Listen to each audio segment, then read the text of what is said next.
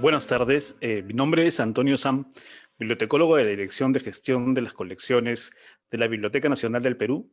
Les damos la cordial bienvenida al programa de alfabetización informacional y formación de usuarios de la Biblioteca Nacional del Perú. Hoy día revisaremos el tema reconociendo las fuentes de información primaria y secundaria, que son las revistas, qué son las revistas electrónicas y cómo funcionan. Nos acompaña en esta oportunidad la licenciada Brenda Torrejón Estrada.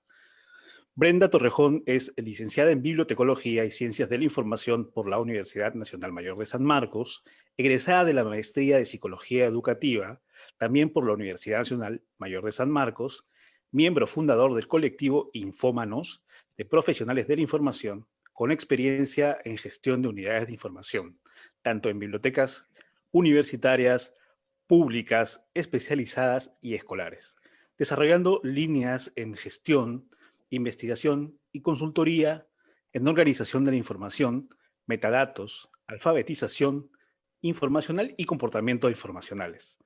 Brenda abordará un tema tan necesario como complejo, reconociendo las fuentes de información primaria y secundaria, que son las revistas electrónicas y cómo funcionan, cómo marcan una serie de cambios importantes en todo el proceso de generación y distribución del conocimiento científico y qué cambios se originan desde el autor, las formas de escribir un artículo, el arbitraje e incluso la posterior publicación.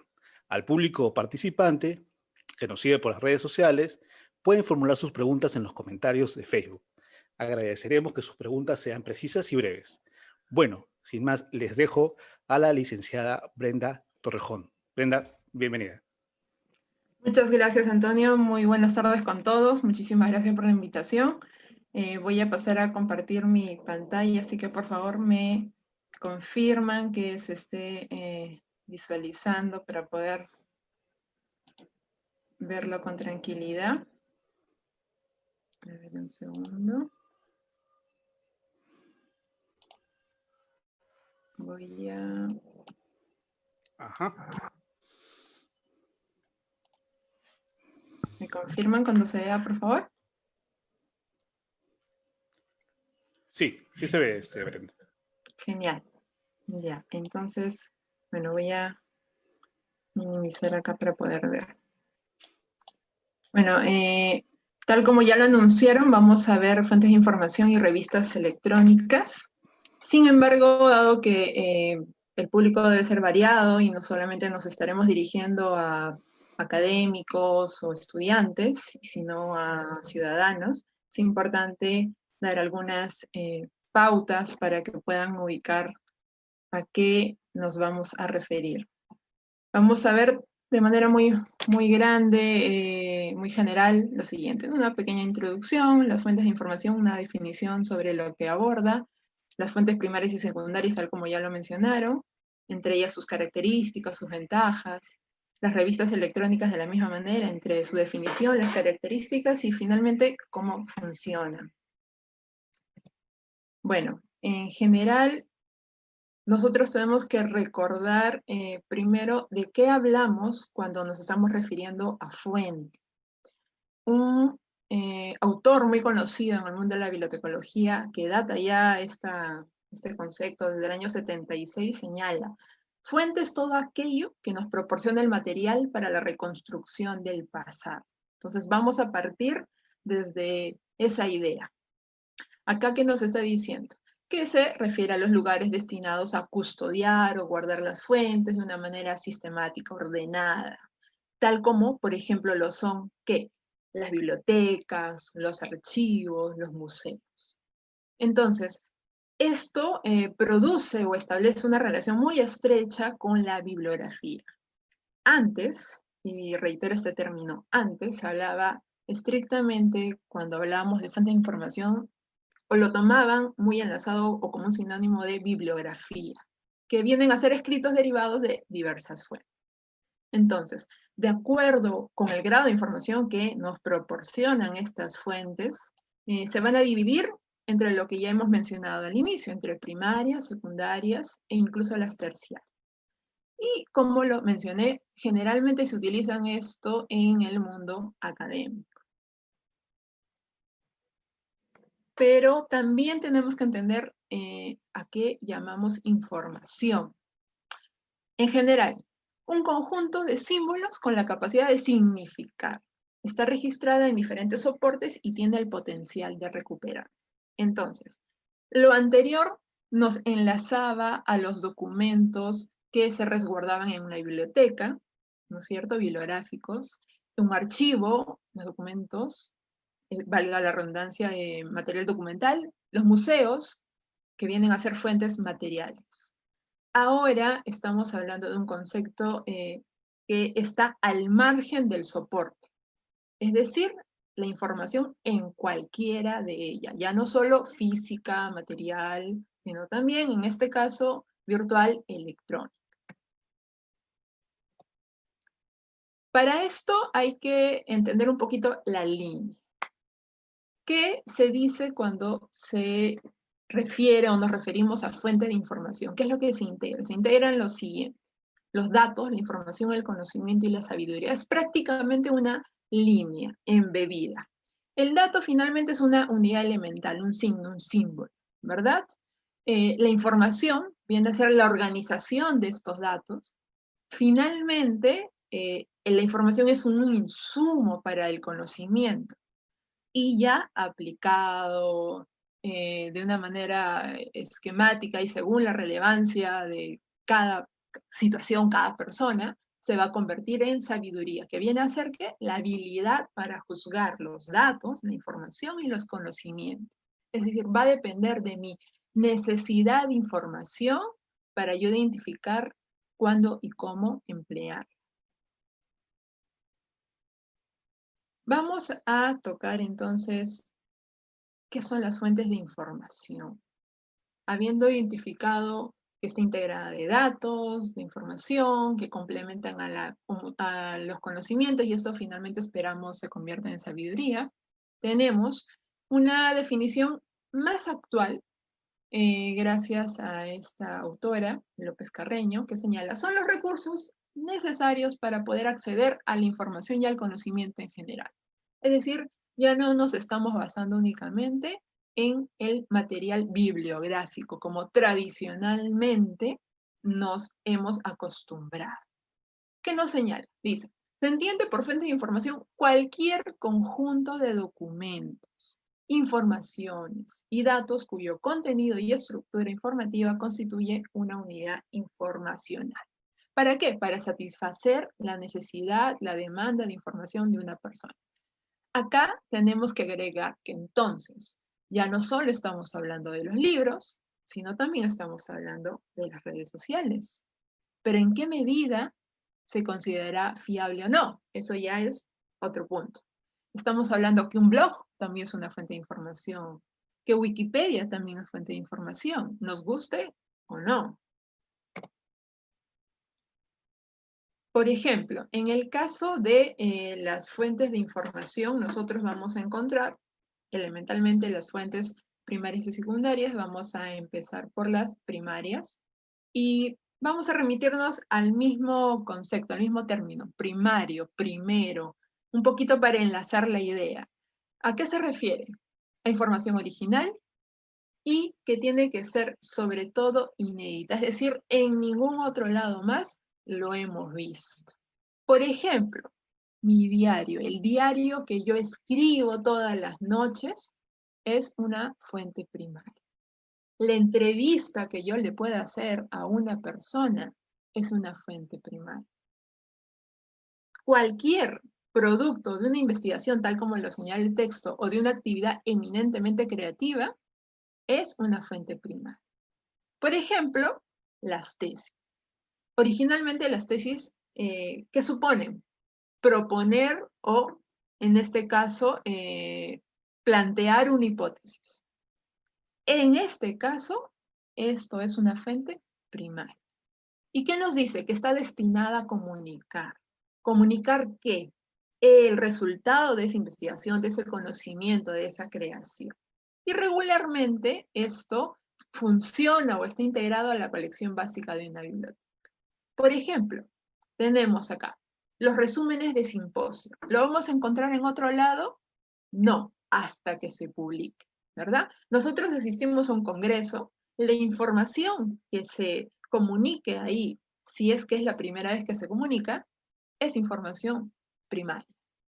En este caso, los manuscritos no publicados. Aquellos borradores de poemas de nuestros poetas también son fuentes primarias. Todos los elementos no publicados son fuentes primarias. Acá tenemos además otros ejemplos: videos, las películas documentales, los periódicos. Los periódicos, en algún momento me preguntaron, pero si el periódico está señalando tal vez la noticia, sí, pero la está interpretando, la está remitiendo. Es una información primaria. No la vas a encontrar en otro lado presentada de esta forma. Estamos hablando de la estadística. Van a venir una serie de documentos que, siendo la primera vez que lo tenemos o lo desarrollamos o lo creamos, se va a considerar una fuente primaria. Primero. Por ejemplo, tenemos, ya hemos dicho, a las tesis, a los manuscritos, a los artículos científicos. Esto es una característica muy particular de los artículos científicos. ¿Qué nos dice? Primero es en abordar temas novedosos. Es casi un requisito señalar que para presentar o solicitar que se publique un artículo científico, este tenga o señale información inédita, característica de una fuente primaria. Los libros, todo libro es una fuente primaria.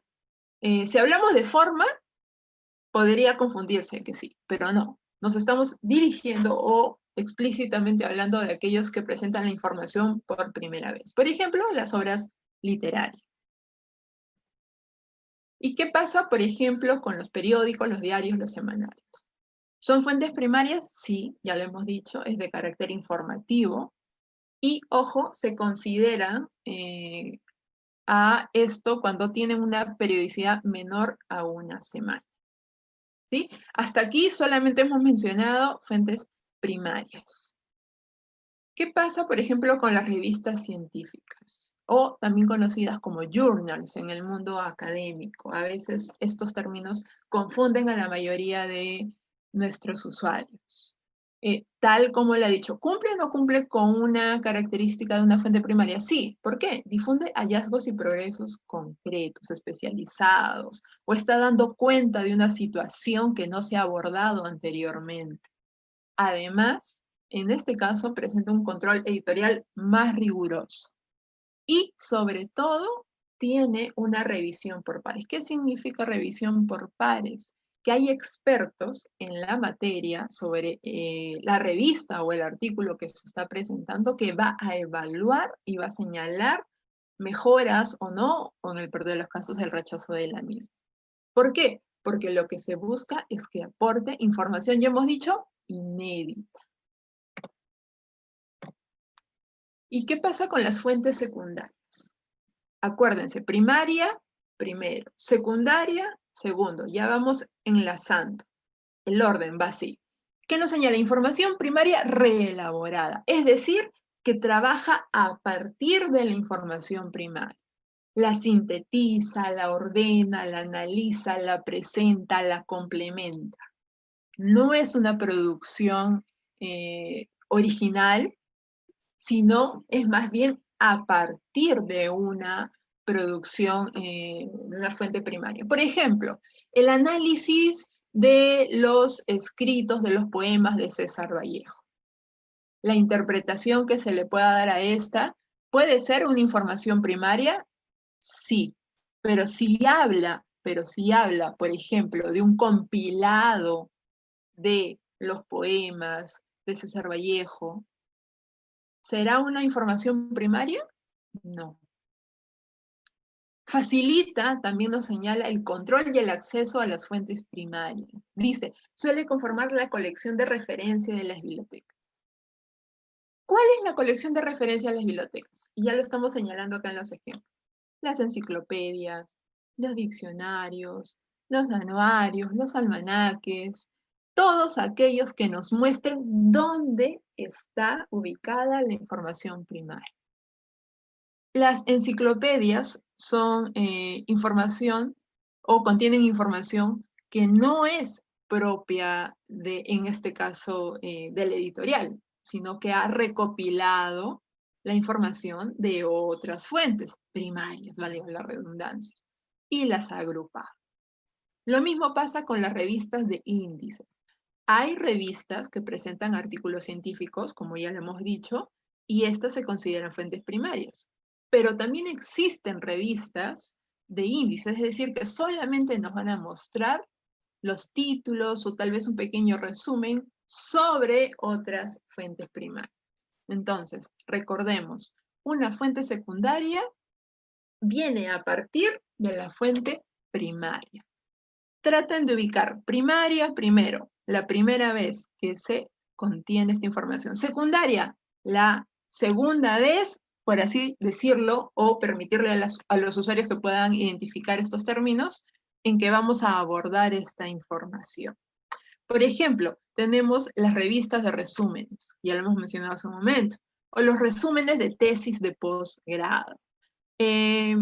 Hay, por ejemplo, repositorios institucionales en donde nosotros vamos a encontrar el contenido de una tesis completa o tal vez el resumen. Si la tesis o el acceso a esta tesis es a texto completo, será una fuente primaria. Si el acceso nos permite solamente un resumen, lo consideraré una fuente secundaria. Ya lo hemos dicho, las enciclopedias, los manuales, también las guías, los resúmenes de artículos. Y derivado de esto, se van a tocar lo siguiente, las fuentes terciarias. ¿Qué nos señala? Dice, son guías físicas o virtuales que contienen información sobre las fuentes secundarias. Es decir, va un orden, ¿no? Primaria, secundaria, terciaria. Y que dices, forman también parte de la colección de referencia. Y nos facilita, por ejemplo, el control y el acceso a los repertorios de referencia. Por ejemplo, las guías de obras de referencia, las bibliografías, porque una bibliografía que contiene los títulos y los autores de ciertos libros, pero ya ni siquiera los resúmenes en algunos casos. Los catálogos en línea de las bibliotecas, las alertas bibliográficas, estos documentos con los que tal vez los bibliotecarios trabajan, son fuentes terciarias. Y también tenemos a las bases de datos, porque nos remiten a estos documentos que ya están trabajados en otros espacios. Por ejemplo, habíamos dicho que los catálogos de biblioteca es un buen ejemplo de fuente terciaria. Y acá estoy colocando el catálogo de la Biblioteca Nacional del Perú. ¿Qué es lo que contiene? Una caja de búsqueda. Pero también lo tiene Google, ¿verdad? Ambas tienen una caja de búsqueda y ambas nos van a remitir a una información específica. Sin embargo, en el caso de las fuentes, del catálogo, nosotros estamos hablando de una biblioteca en particular y nos va a remitir únicamente el contenido de esta institución. Y nos va a señalar si es una fuente primaria, secundaria, si por el contrario está en proceso, como los artículos que recién se van a publicar. Esto ya tienen que identificarles una fuente terciaria. No presenta nada original, ni tampoco está organizando. Solo nos está señalando en dónde está ubicado. Nada más. Y vamos a ver las revistas electrónicas. ¿Cómo vamos a definir a las revistas electrónicas? Nos dice, son publicaciones periódicas, es decir, tienen una periodicidad, cada cierto tiempo aparecen. En las fuentes primarias hablamos de los periódicos, de los diarios, de los semanarios, estos son publicaciones periódicas, pero que se generan a través de elementos electrónicos. Una revista electrónica va a ser similar a una revista impresa. Incluso va a compartir gran parte de las secciones. Sin embargo, hay que aclarar algo, y acá lo estoy colocando, no cualquier información electrónica sobre una revista equivale a una publicación periódica electrónica. Es decir, no todo lo que está en la red y que se llame revista, debería llamarse revista electrónica. ¿De acuerdo? Vamos a aclarar esta parte de manera más profunda dentro de las características. Por ejemplo, todo el contenido, para que se considere revista electrónica, tiene que estar en formato electrónico. Es decir, no solo el resumen, todo el contenido. Y fundamentalmente, tiene que contar con un número de identificación normalizado. En los libros nosotros los conocemos como el ICBN, ¿verdad? En este caso es el ISSN. Sin embargo, tiene que ser para la edición electrónica, es decir, tiene que diferenciarse de la versión impresa, si es que esta revista existe en versión impresa, para que se considere otro elemento. Porque a pesar de que es o comparten secciones similares, estamos hablando de otro tipo de soporte. Por lo mismo hay características particulares. Por ejemplo, la rapidez de la producción y distribución. Si comparamos la característica entre una revista impresa y una revista electrónica, es por lo menos a la tercera parte del tiempo, la mitad del tiempo, dependiendo ya de la temática de la disciplina que se aborde. Estamos hablando de la diversidad de formatos. El impreso es impreso, únicamente. En el electrónico vamos a encontrar que se encuentra en el clásico ya muy conocido, los PDF, es un formato. Está en la versión HTML, es decir, la forma plana de la lectura de esta revista. Está incluso en otros nuevos soportes y en aquellos que puedan venir luego. Particularmente, otro punto importante es la reducción de coste de edición.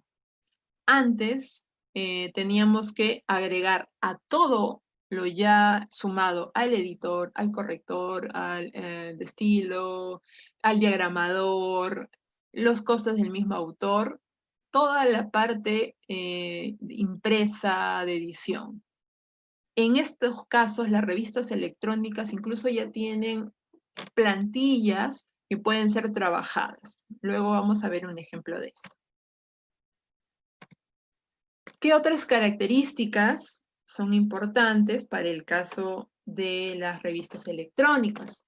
Son o contienen síntesis, nos permiten encontrar una síntesis y el texto completo del artículo en sí. En muchos casos, dependiendo también en dónde se halle, permite la impresión de los artículos de manera individual. Es decir, no necesito tal vez adquirir toda la revista, sino el artículo que sea de mi interés. Las citas, las revistas electrónicas ya te facilitan con las formas para citar. La más conocida tal vez para el común denominador es el APA, ¿no? En Perú. Pero hay otros tipos de citas, está el Chicago, está la ISO, bueno, hay variedad de citas. Entonces las revistas electrónicas ya vienen con estas formas de citación preestablecidas para que el usuario le facilite la recuperación y la identificación de la autoría, de los títulos, y se cumpla siempre con la parte ética de compartir y usar esta información. El almacenamiento, muy importante, porque la consulta ya no se realiza directamente en papel, yo no tengo que dirigirme tal vez a la biblioteca misma o a la institución en donde me provea de esta revista antes física, sino que voy a estar conectada a la nube o en red, dependiendo, y voy a consultarlo de manera remota. Es decir, no me voy a mover de mi casa si es que fuese el caso, o en el peor de los casos, voy a dirigirme a un espacio en donde me proporcionen este acceso, sin necesidad de obstruir la consulta de otros. La referencia, habíamos señalado que ahora los artículos, sobre todo de las revistas electrónicas, tienen que incluir siempre la referencia. Ojo, no la bibliografía, acá voy a hacer un paréntesis, ¿no? Muchos confunden la bibliografía con la referencia.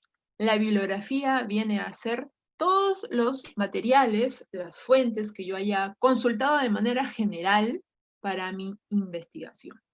Sin embargo, la referencia es únicamente aquel material que he consultado, pero que además he empleado, he citado en mi artículo, en mi revista, en mi libro, en la sección que fuese. En este caso estamos hablando de una revista electrónica. Por lo tanto, al final de todo el artículo voy a encontrar la referencia y regularmente, al ser electrónico, me va a permitir el enlace hacia las fuentes que yo consulté para poder crear este artículo. Entonces, eso es un beneficio que antes, por ejemplo, en la parte impresa no teníamos. Tal vez podíamos ver la referencia, pero no podíamos acceder a ella. Teníamos que hacer una nueva búsqueda para poder recién integrar esa información a nuestro trabajo. Y también estamos hablando ahora de un sistema de búsqueda. Dice, incluye sistemas novedosos para los trabajos. La forma de recuperación de las revistas electrónicas se ha potenciado con el tiempo.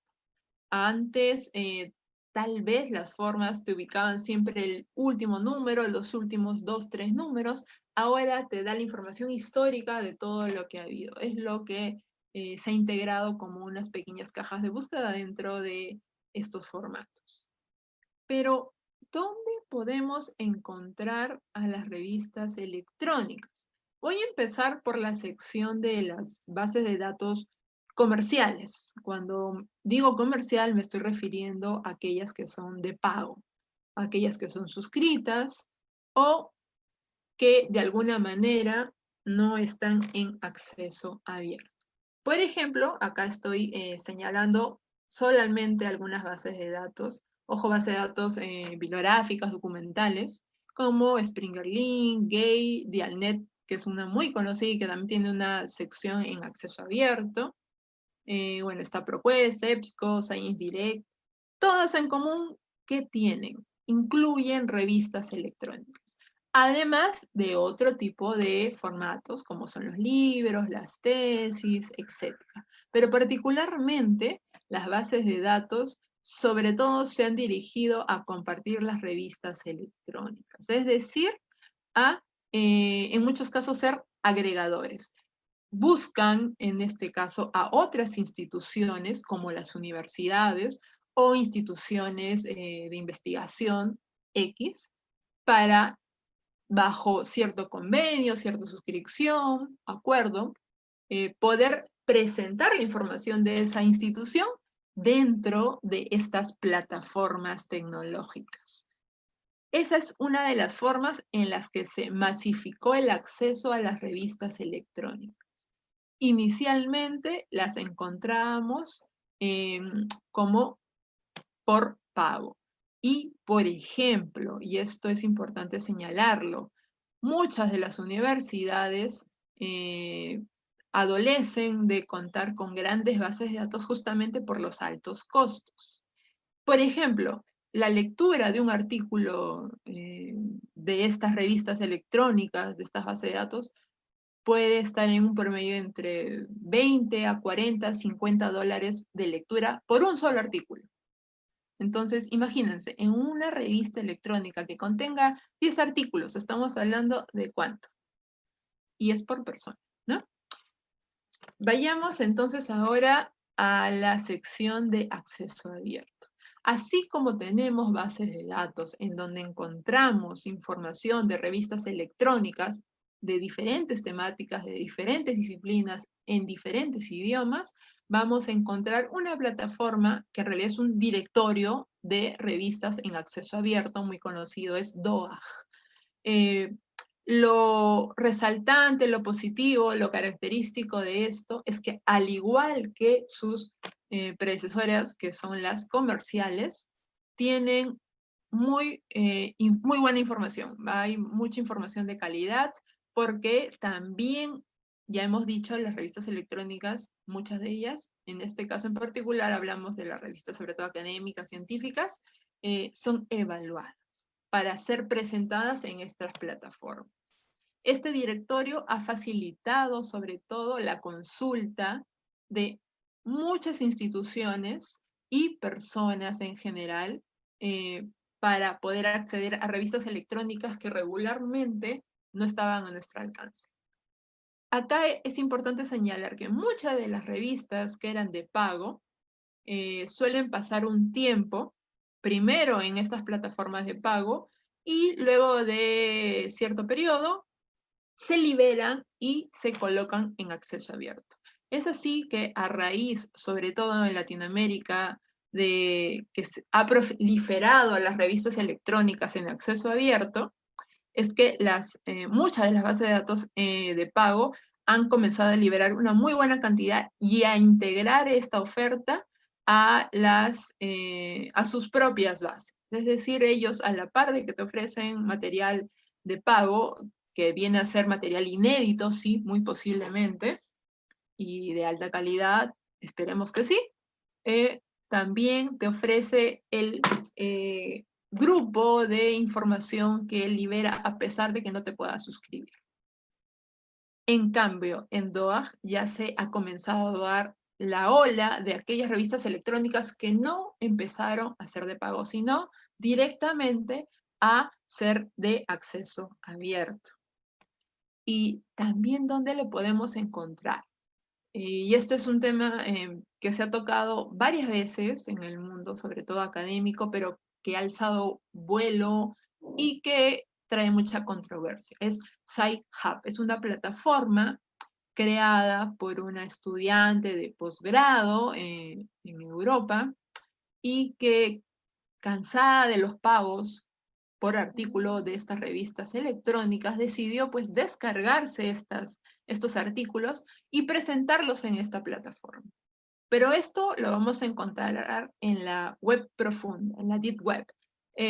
Regularmente esto trae a colación un tema de ética. ¿Qué tan ético es compartir información que se encuentra en base de datos pagadas, pero que finalmente tiene un fin académico y se utiliza para eso? La controversia la dejo ahí, es un tema interesante, pero será para otra comunicación. Hablamos también que en este caso las fuentes de información nos va a presentar. Voy a dejar de compartir para mostrarles en vivo las revistas electrónicas, si me permiten. ¿Sí? ¿Me van a avisar cuando se vea, por favor? Quiero mostrarles el DOAJ para que tengan conocimiento de cómo es que se ve esta revista. ¿Okay?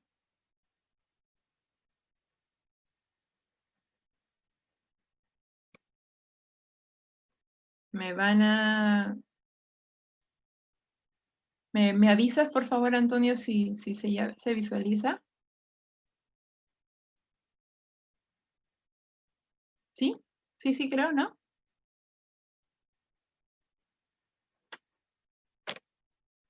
¿Sí se visualiza? No estoy segura que se esté visualizando. ¿Antonio? No sé si me... Sí se visualiza, ya. perdona. Ya. Sí se visualiza, Brenda. Genial. DOAJ. Entonces, vamos a ver esto.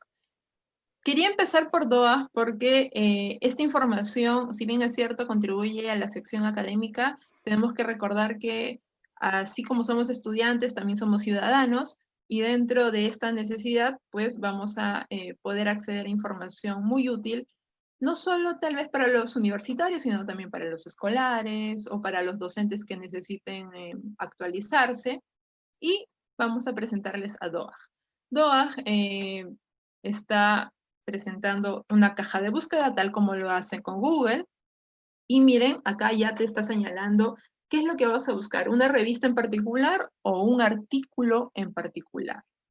Miren la cantidad de información que presenta. Hay 15.259 revistas hasta el momento, en acceso abierto. No es de pago, son electrónicas.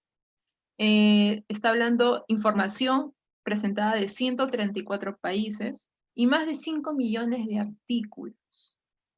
Esto, a diferencia, por ejemplo, de hacer una búsqueda en Google de manera general, pues ya está limitándonos a mostrar la información estrictamente académica. Vamos a hacer solamente una búsqueda rápida de un artículo, ¿sí? O una revista en todo caso, para que vean la forma, ¿sí? Vamos a ponerle, ¿ok?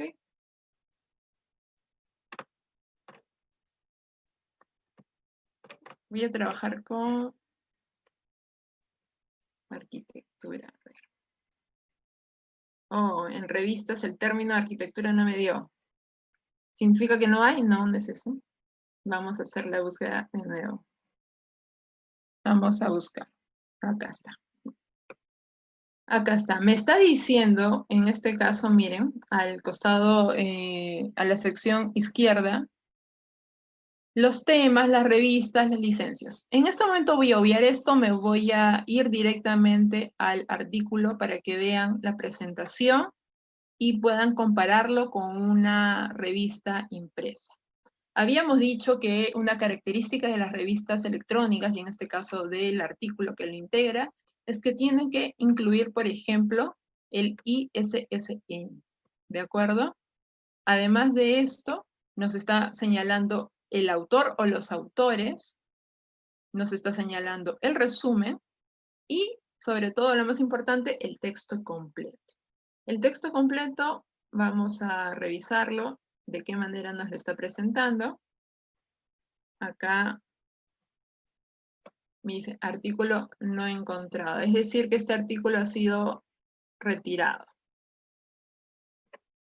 Cuando esté en acceso completo, lo que va a hacer es mostrarnos, por ejemplo, un PDF, y lo interesante es que vamos a poder identificar la información, y lo más importante es descargarla, trabajarla, y esto es importante, la licencia.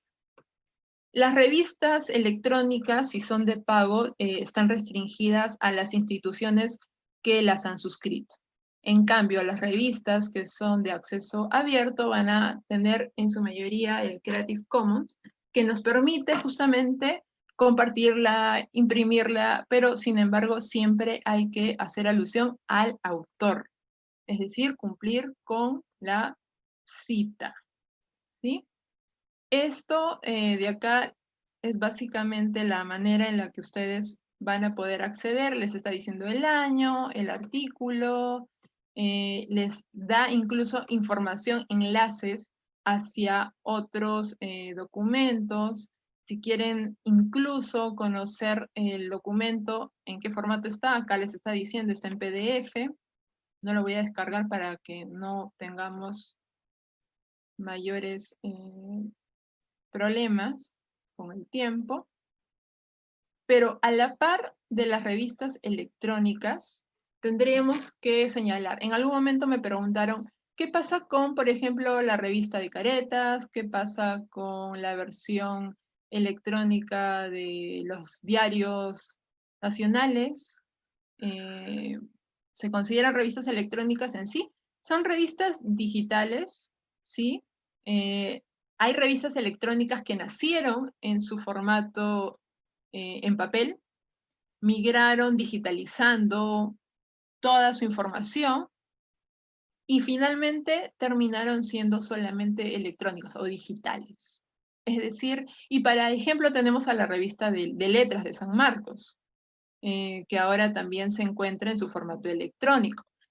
Toda universidad nos va a presentar al menos revistas electrónicas. Dentro de las revistas electrónicas nosotros tenemos que identificar las revistas que son, por ejemplo, solamente las de divulgación, que tienen una finalidad de compartir información sobre lo que se está haciendo sobre cierta área disciplinar, o las científicas en donde necesariamente tenemos que presentar información novedosa, ¿no? O algún planteamiento de alguna investigación en proceso.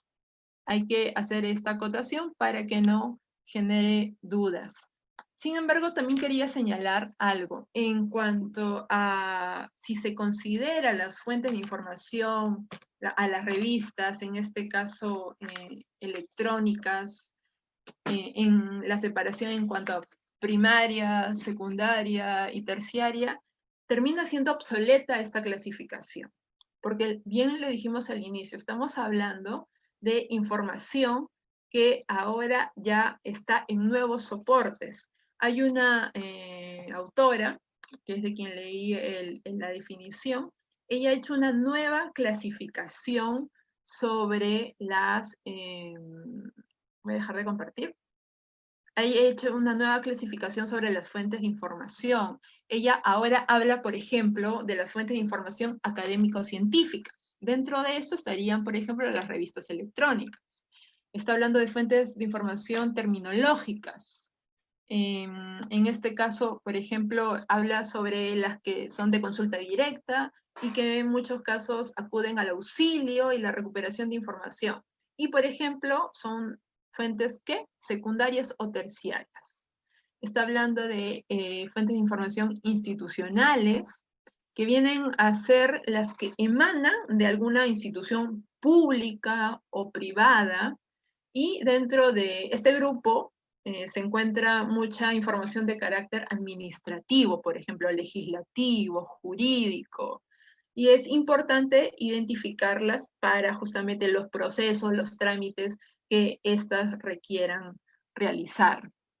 De la misma manera, se señala las fuentes de información estadística y social. Entonces, hablamos de información voluminosa, de un conjunto de datos en distintos formatos. Y acá estaríamos hablando a la vez de información de tipo primario, por así decirlo, también termina convirtiéndose en ¿qué? En un documento de clasificación secundaria si es que queremos remitirnos a la clasificación clásica. Estamos hablando de fuentes de información también normativa, técnica, y esto nos permite justamente establecer un conjunto de normas para la eficacia en cuanto a la aplicación de ese tipo de fuentes. Y una importante y que está tomando mucha relevancia son las fuentes de información histórica y geográfica. Estamos hablando que responden a una necesidad retrospectiva, concreta, y constituye parte de la materia prima de la historia. Es decir, está hablando de documentos, de testimonios, de objetos que transmiten información significativa. Entonces, todos estos tipos de fuentes las vamos a encontrar dentro de las revistas electrónicas, sí, y existen incluso listados especializados de fuentes de información según las áreas disciplinares. Por eso es que vamos a ubicar base de datos o revistas electrónicas dirigidas exclusivamente, por ejemplo, al campo de la educación, al campo de la psicología, de la bibliotecología, pero una característica interesante es que ahora los autores trabajan de manera conjunta, es decir, un artículo tal vez de corte histórico ha sido elaborado entre un historiador, un sociólogo, un bibliotecólogo, y hay el aporte interdisciplinario.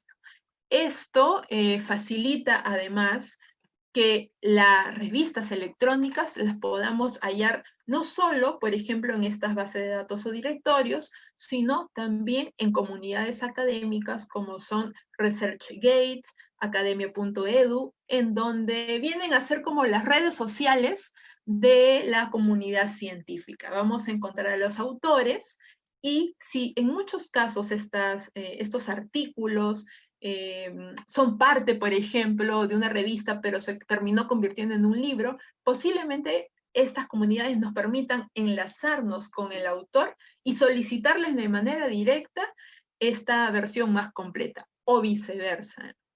Lo interesante de la revista electrónica es que, ya lo hemos dicho, amplía las formas, el acceso, las distancias y las formas de presentación hasta el momento se siguen presentando de la manera más consultada en formato PDF.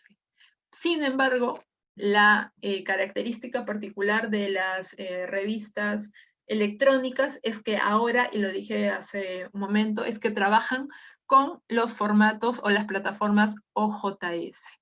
Voy a hacer una pequeña búsqueda, es el último ejemplo para que puedan ver y identifiquen qué es un portal de revistas OJS. Es básicamente una plantilla que nos permite ya tener toda una estructura establecida para la edición de estas revistas electrónicas y pueda ser recuperada en distintas plataformas.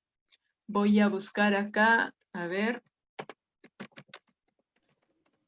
Me avisan si es que se ve. Aún no. Aún no, ya. Pero... A ver. Vamos a ver. ¿Dónde podemos encontrar estas revistas o estas plataformas OJS? Todas las bibliotecas, sobre todo las universitarias, van a incluir muy seguramente una revista que está en este formato. Voy a compartir, a ver. Y lo interesante es que ahorra el tiempo y nos permite identificar la consulta de estas revistas. Vamos a entrar acá, revistas.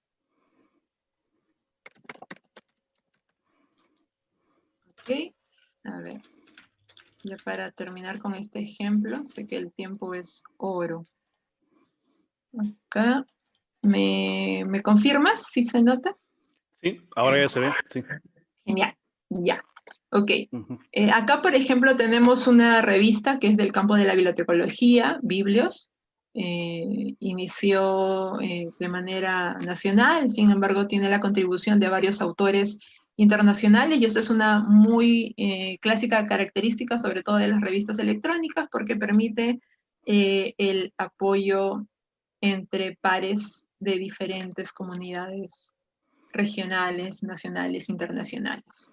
Acá, por ejemplo, nos está presentando en la sección derecha, por ejemplo, las políticas, las directrices, la evaluación, el equipo, el acceso abierto a las buenas prácticas, los derechos de autor y las estadísticas. Toda esta información viene en una plantilla que ya viene personalizada por cada institución. Cuenta con el ICCN, significa que este es ICN online, te permite recuperar los archivos de los artículos anteriores, te permite registrarte tal vez para que recibas información acorde a tu interés, cosa que antes se hacía en la revista física suscribiéndote, ¿no? Y que te llegaba cada mes, cada semestre, y si te llegaba tal vez demoraba. Bueno, esto es ipso facto, ¿no? Ni bien está publicado en línea, tú tienes acceso a ella.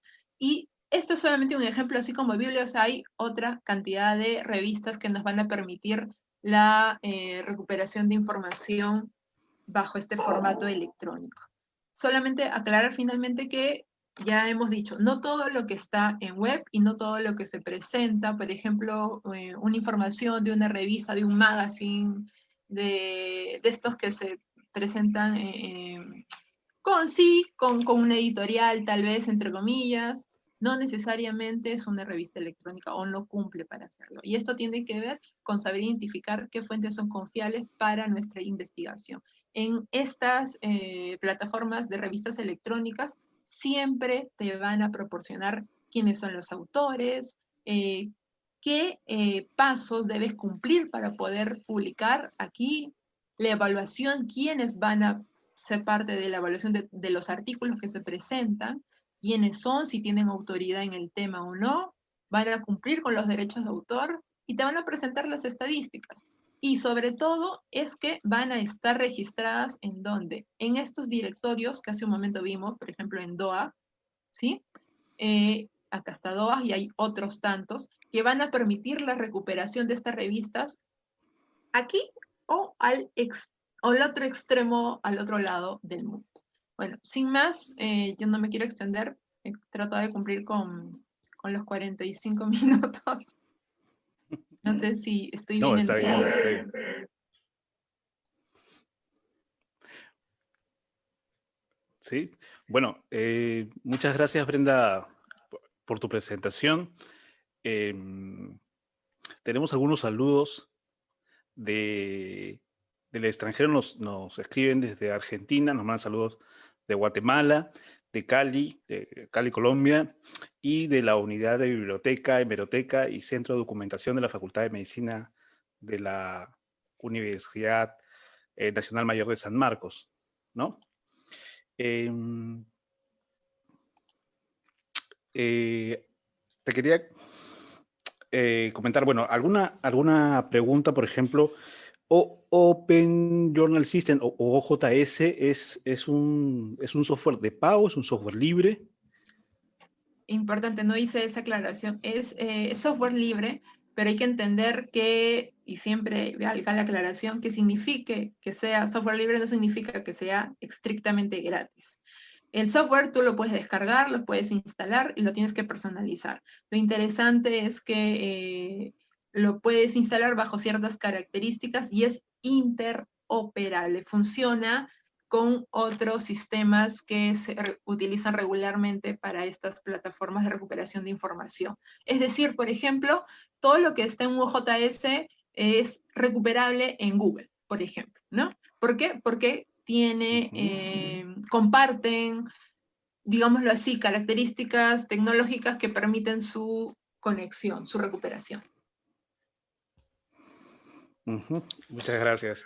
Interesante también lo de CCI Hub, ¿no? Y bueno, Sci-Hub. esperemos que más adelante, sí, Sci-Hub, ¿no? Que se pueda hacer algún debate sobre eso, ¿no? Y conversar. Agradecemos a todas las personas que nos han acompañado en el conversatorio. Les recordamos que la Biblioteca Nacional del Perú desarrolla una programación cultural virtual atendiendo las necesidades de estos tiempos en los que debemos permanecer en casa. Todas las sesiones están siendo grabadas y se colgarán en las redes sociales de la institución, Facebook, YouTube y en nuestro podcast. Asimismo, les recordamos que la próxima sesión ya no será el día jueves, como sucede habitualmente con nuestro programa de alfabetización informacional, eh, sino el día viernes 9 a las 5:30. Bueno, muchas gracias por su participación. Buenas tardes. Muchas gracias, Brenda. Muchas gracias a A todos. ustedes. Nos vemos. Hasta luego.